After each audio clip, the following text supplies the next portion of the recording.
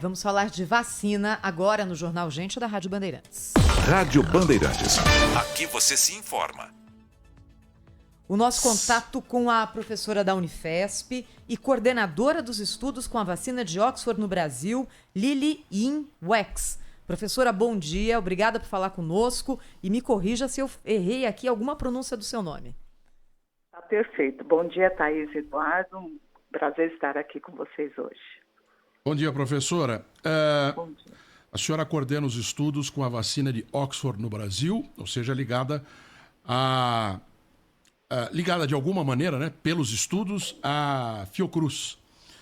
A pergunta que eu vou fazer para a senhora, a primeira é a mais inevitável de todas, né? A partir dessa decisão que foi tomada na Inglaterra, como é que está aqui para vocês a expectativa da liberação do uso da vacina no Brasil?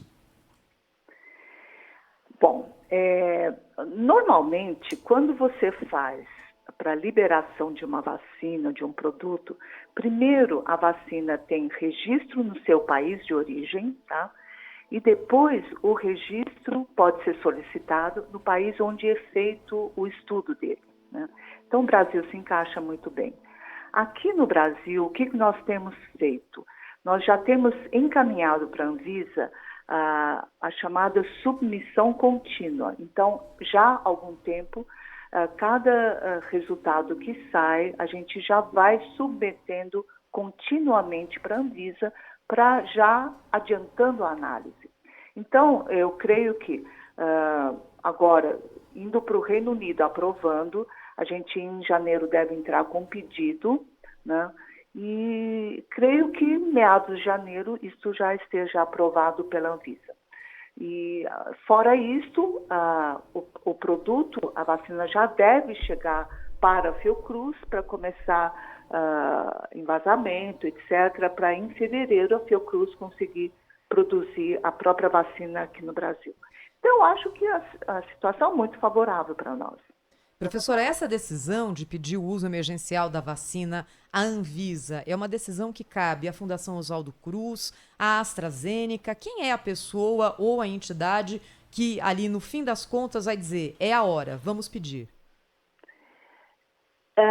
Eu acho que cabe à AstraZeneca, porque a AstraZeneca tem a representação, toda a produção, a comercialização, etc., está nas mãos da AstraZeneca.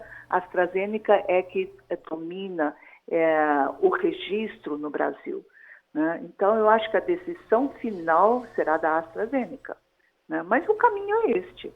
Nós estamos muito próximos de ter a vacina aqui no Brasil. E o que a gente já tem pronto? A partir do momento a gente tem acompanhado aqui em São Paulo, até porque o governador sempre se mobiliza para recebimento de vacina da China, aconteceu ontem também os insumos e tal. A gente sabe, né, eles falam em 11 milhões de doses prontas para o dia 25 de janeiro, que foi fixado pelo governo do estado como uma data para iniciar a vacinação.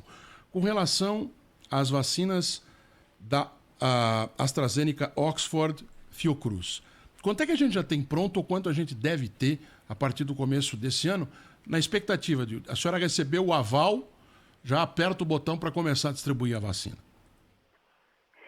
Então, a vacina deve vir, né? Em janeiro deve começar a chegar as primeiras doses, né? Provavelmente 1 milhão de doses, o primeiro lote, e depois a ideia é 15 milhões de doses. Na verdade, nós temos acordado com a AstraZeneca 100 milhões de doses até a metade do ano que vem. E nesse meio, a Fiocruz já começa a produzir. Então, qual que é a situação do Brasil? Nós temos uma vantagem, embora a gente não tenha começado antes, né? Os outros países começaram, mas nós temos a vantagem de ter uma vacinação sustentada. Há muitos anos o Brasil investe sempre em autossuficiência em vacinas. Então, toda vez que você introduz uma vacina no Programa Nacional de Imunizações, você também faz, na medida possível, o acordo de transferência de tecnologia. para que o Brasil possa produzir suas próprias vacinas. Nós somos um país com 200 milhões de habitantes, nós não podemos depender exclusivamente do que vem lá de fora. Então, essa é a nossa estratégia. Então, eu acho que se o Brasil não foi o primeiro que começou a vacinar, ele vai ter a chance de manter a vacinação para a sua população. Então, assim que vierem as vacinas, nós também poderemos passar a produzir a vacina. Mas, doutora, só para deixar claro, realmente, só para esclarecer então um ponto. Hoje, a senhora abrir a geladeira aí, não tem nenhuma vacina AstraZeneca ainda no Brasil pronta para distribuição. Nós temos que esperar o primeiro lote chegar, é isso? Temos que esperar o primeiro lote chegar. Certo. Não temos a vacina ainda no Brasil. Certo. Agora, mais uma vez, disparada a vacinação, o que o senhor está dizendo para a gente é que o Brasil vai conseguir deslanchar com essa campanha. É isso, né, professora? Isso. E o Brasil tem expertise em fazer campanhas. Professora, como é que estão os estudos com a vacina de Oxford no Brasil? Quantas pessoas estão envolvidas? O que já tem de dado preliminar que possa ser divulgado? Então, o Brasil incluiu 10.300 voluntários, uma participação muito expressiva da população brasileira. Nós já acabamos a inclusão de todos os participantes e agora estamos na fase de segmento. Existe um segmento previsto para um ano todo, né? 12 meses de segmento. O que nós já temos hoje? Nós fizemos nesse momento a análise interina, isto é uma análise parcial dos primeiros dados. E esta análise mostrou que a vacina é eficaz ao redor de 70% e que é uma vacina segura, né? E sem problemas de eventos adversos e de fácil conservação. Então, é uma vacina que é conservada entre 2 a 8 graus, né, que é exatamente o que nós fazemos aqui com os nossos imunobiológicos em geral. Então, a gente tem toda uma rede já pronta para receber a vacina. A vacina, então, se mostrou com uma alta eficácia, né, e segura, e pronta para ser administrada, aprovada para seu uso emergencial. Doutora, eu não sei se exatamente é a área de atuação da senhora nesse acordo, mas eu, como a senhora percebeu, estou muito interessado com a logística de entrega e distribuição dessa vacina, né? Eu sei que a senhora é coordenadora do estudo, mas imagino que a senhora já tem um pouco mais de informação do que eu e do que nossos ouvintes, certamente. De onde vem a vacina de Oxford? Ela vem, é mesmo da Inglaterra? Ela vem de algum outro país? Ela chega em aviões, como a gente viu chegarem esses primeiros carregamentos da vacina chinesa? A senhora pode nos falar um pouquinho sobre essa logística, essa parte prática mesmo? O tubinho vem de que jeito para cá? Então, a vacina é produzida em várias fábricas, né, ao redor do mundo. E a primeira delas, a fábrica na China, ela já sofreu a inspeção da Anvisa e já foi aprovada. Então, no primeiro momento, a vacina vem de fora. Poderá vir na forma da vacina pronta já. É uma vacina, ela é multidose, né, um frasco de multidose, 10 doses cada uma. E virá também sob a forma do produto pronto para ser envasado aqui na Fiocruz. Então, ela poderá vir dessas formas, né? Uma vez vinda a vacina para o Brasil, ela é conservada em câmaras de vacina e o Brasil distribui isto para todo o país de uma forma, de uma logística já tradicional para nós. Não muda em nada a nossa característica de distribuição. Então, quanto a isso, eu acho que tranquilo, nós não vamos ter problema em relação a isso, né? A vacina, ela se mostrou muito eficaz, né? E a outra característica é que ela é dada em 2 doses, né? E logo depois da primeira dose, 3 semanas da primeira dose, nós já vamos ver que a vacina já começa a proteger, ter eficácia na proteção. É por isso que hoje, no Reino Unido, quando ela foi aprovada, ela veio com a estratégia de dar o maior número possível de doses para o maior número possível de pessoas na primeira dose.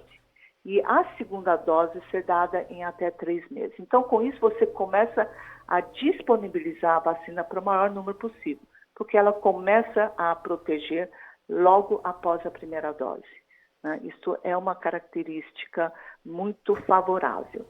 A outra coisa que se observou no estudo clínico, que é a minha parte, o estudo clínico, é que nas pessoas vacinadas, nós não tivemos nenhum caso de internação, de hospitalização por Covid. Nenhum caso de Covid grave, né? Isto também é outra coisa que chama a atenção. Todos os casos que no estudo que nós tivemos de internação ocorreu no grupo que não recebeu a vacina, recebeu uma outra vacina controle, né? Então, isso é uma perspectiva da gente poder ter um impacto nessa situação calamitosa que a gente se encontra, UTIs cheias, etc. É uma vacina que dá esta perspectiva de proteção contra internação e doença grave também, além da proteção contra a infecção no geral. A gente está conversando com a professora Lili-Yin Wex, coordenadora dos estudos com a vacina de Oxford no Brasil.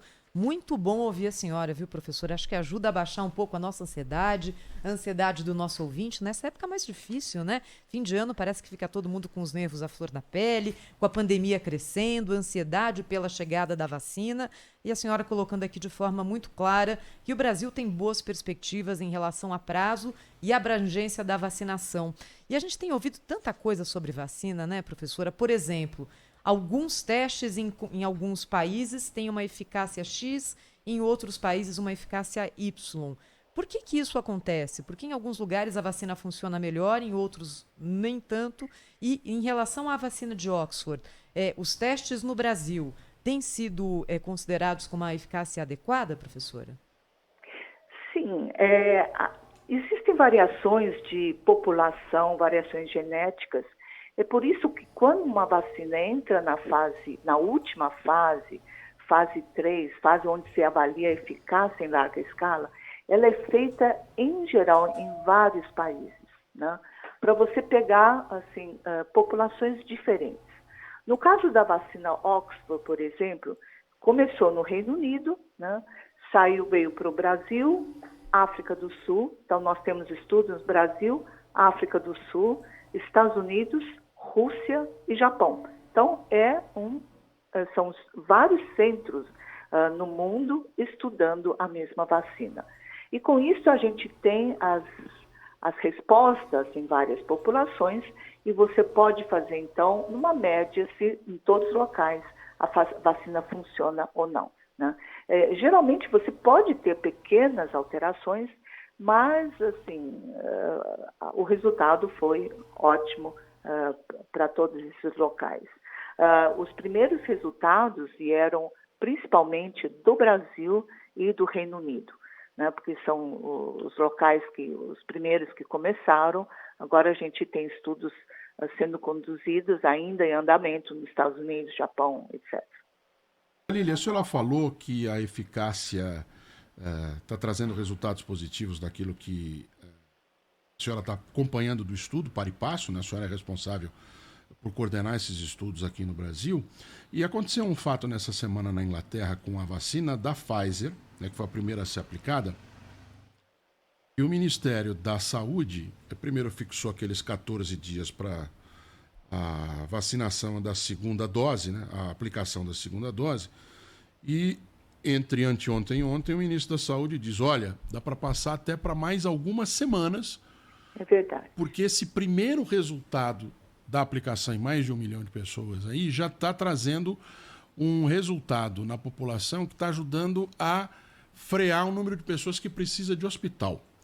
Isso pode acontecer também com a vacina que a senhora está acompanhando de perto, que é a vacina da Oxford AstraZeneca, ou seja, tão eficiente está sendo que até a gente pode atrasar um pouco a segunda dose por causa dos efeitos da primeira? É isso mesmo, né? Aliás, essa conduta foi baseada no resultado que teve com a vacina Oxford primeiro. Certo. Então, o que a gente observou na vacina nos estudos clínicos? Que quando você distancia uma aplicação da outra, a resposta é melhor ainda. Né? Então, a gente tem até 3 meses de intervalo entre primeira e segunda, mostrando que a resposta é muito boa. E como já se observa proteção a partir da primeira dose, então a estratégia que Reino Unido passou a adotar agora com o anúncio de ontem é distanciar a segunda dose da primeira em até 3 meses. Isto vale tanto para a vacina de Oxford como para a vacina da Pfizer, né? Por isso, com essa estratégia, consegue-se vacinar um maior número de pessoas, né, no primeiro momento, para dar uma freada nessa situação. Então, é essa estratégia. E realmente é isso que a gente observa. Na primeira dose, já começa a proteção, né, e depois a segunda é para fazer um prolongamento dessa proteção. Então, ter uma eficácia mais prolongada, se consegue com uma segunda dose. Isso, essa, então, foi a estratégia adotada. Isso a senhora diria que é uma tendência, é uma possibilidade real de acontecer também aqui no Brasil? Claro que a gente está preocupado com o que vai acontecer conosco.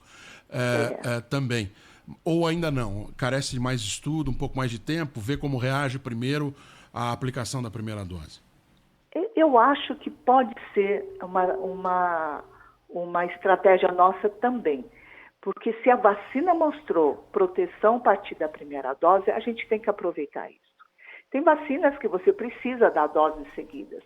Por exemplo, vacinas na infância, você dá esquema de 2, 4, 6 meses. Então, existe um esquema, uma sequência, até ela dar uma proteção. Aqui, se a proteção começa na primeira dose, frente a uma pandemia, eu tenho que aproveitar isso, muito bem aproveitado. Então, dá a vacina para o maior número de pessoas possíveis. Né? Eu acho que isso pode ser uma estratégia nossa. Certamente está sendo avaliada. Professora Lili Ying Wax, eu vou colocar as 2 ansiedades do nosso ouvinte juntas, então, numa pergunta. Quando e quanto a senhora acha que a gente vai ter a vacina de Oxford no Brasil? Em que momento e, a partir do momento em que ela começar a ser aplicada, quantas pessoas vão poder receber essa dose, professora? Acho, né, que em meados de janeiro, lá para o dia 20, mais ou menos, a gente já consiga aprovação no Brasil, né? Porque semana que vem já começamos janeiro. Amanhã, aliás, Amanhã já. Nossa Senhora, o tempo passa. Eu nem percebi passar. Esse ano a gente está perdido no tempo, Então, em janeiro a gente começa e deve chegar, então, as primeiras doses.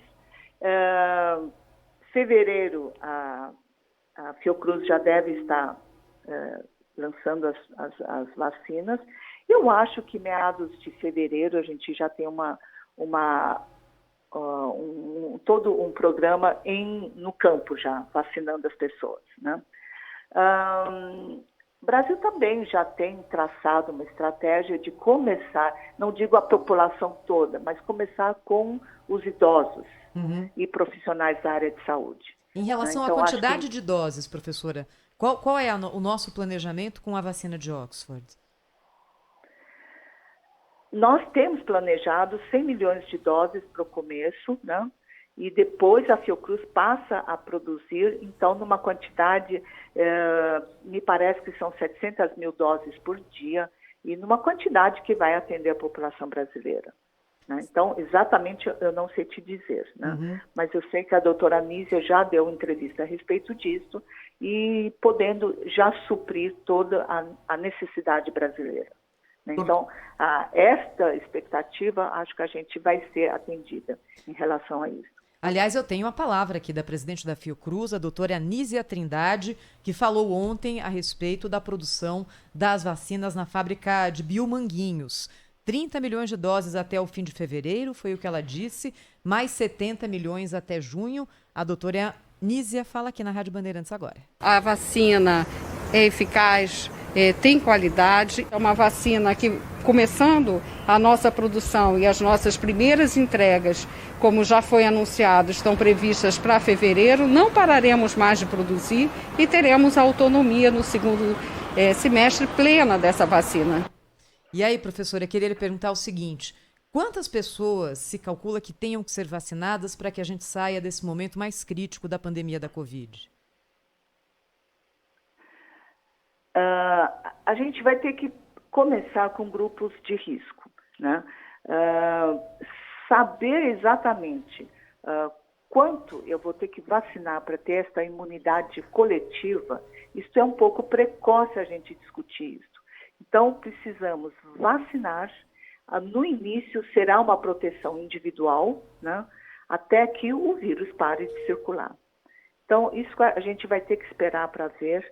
Eu acho que tem que vacinar o maior número possível e ver como que a gente consegue reverter esta situação. Doutora Lília, ainda com relação a esse aspecto mais próximo da atuação da senhora nessa vacina de Oxford, essas 2 doses serão suficientes para imunizar para a vida inteira? Ou ainda a gente não tem noção disso? Eu me lembro, tenho falado isso algumas vezes aqui no Jornal da Bandeirantes Gente, que a vacina da febre amarela você tinha por obrigação, para quem precisava viajar para lugares endêmicos, tinha que estar vacinado. E tinha que fazer essa atualização de 10 em 10 anos.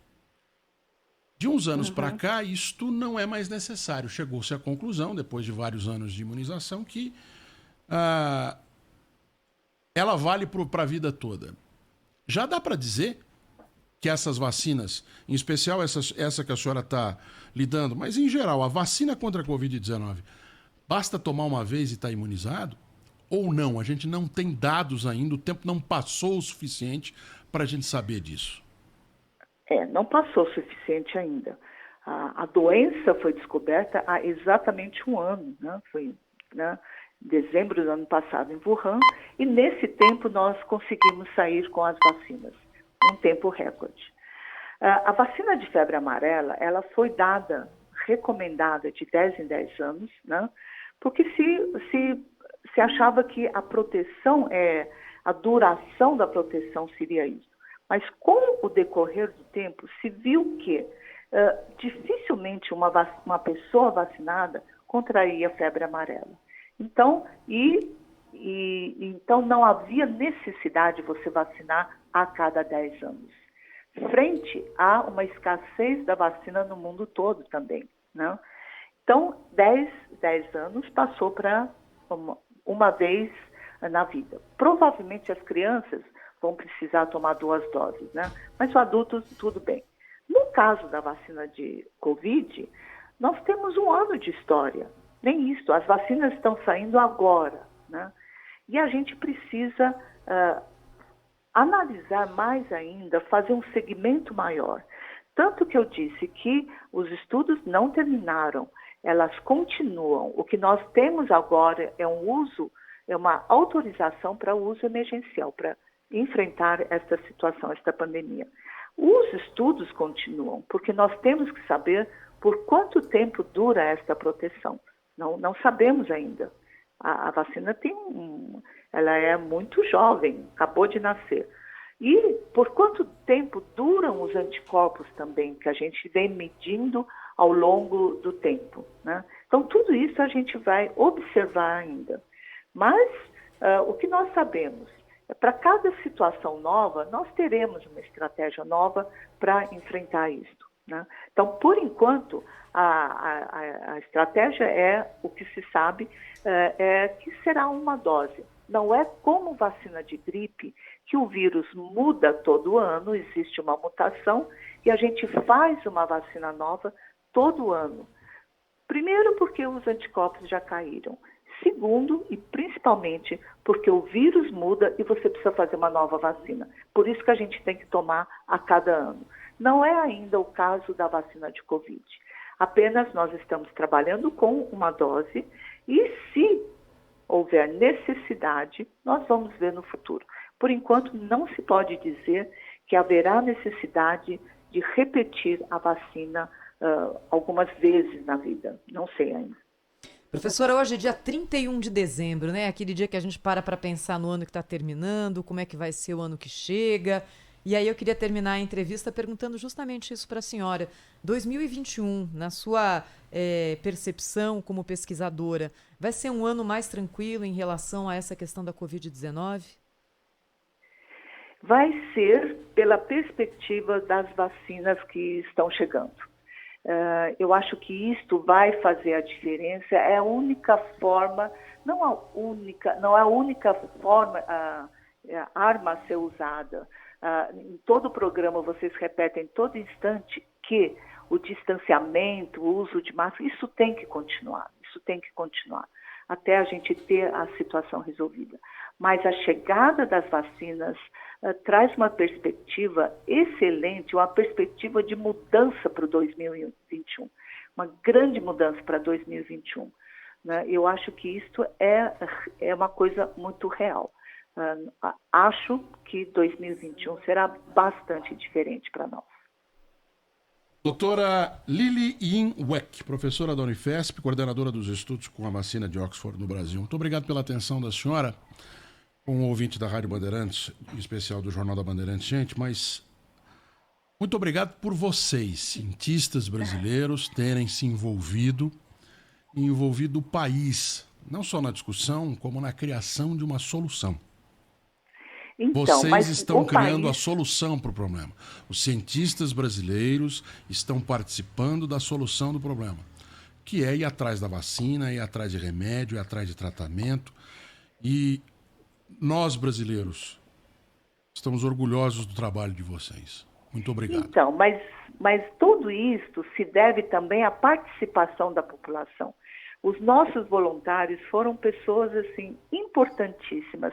Eles fizeram parte do mesmo time atrás de uma solução. Este é o sentimento que eu vi nos participantes do estudo. Eles vieram não só para receber uma vacina, mas para colaborar numa solução para esta pandemia. Então, eu agradeço demais a participação de todos os nossos voluntários aqui nesse estudo. E muito obrigada pela oportunidade de estar aqui com vocês. Muito obrigado, doutora Lili. Bom ano a todos, professora. Obrigada.